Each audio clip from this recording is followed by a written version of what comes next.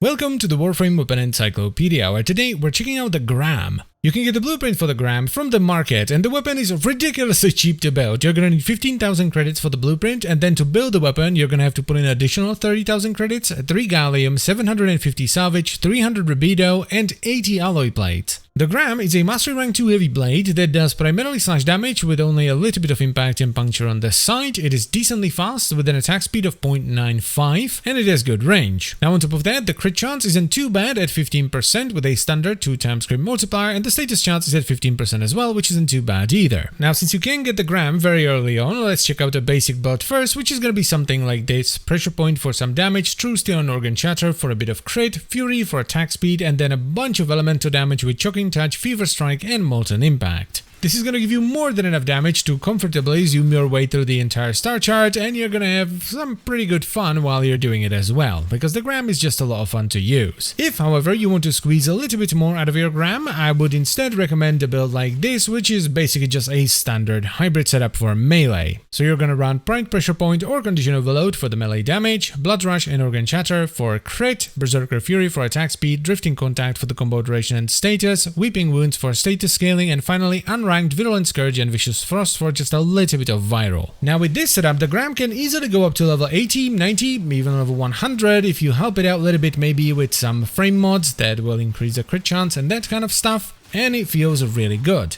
It's actually quite surprising how much power you can get out of a Mastery Rank 2 weapon that's cheap as chips. It basically costs nothing to build, you just need to get the mods to get the right build. Plus, all of this is happening on Zero Forma as well. You just need to get a catalyst on the weapon so you get the extra mod capacity. It's of course not as crazy as some of the weapons you can get later on, but as far as early game weapons go, this is one of the better ones for sure.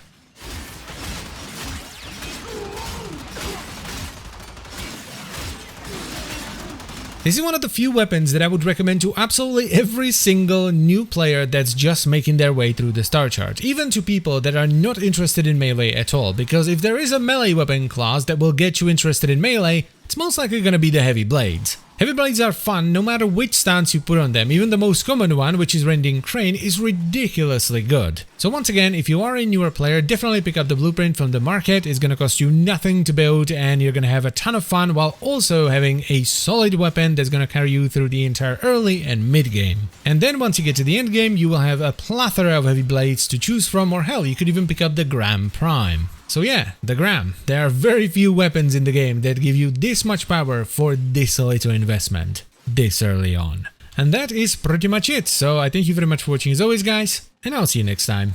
Bye bye.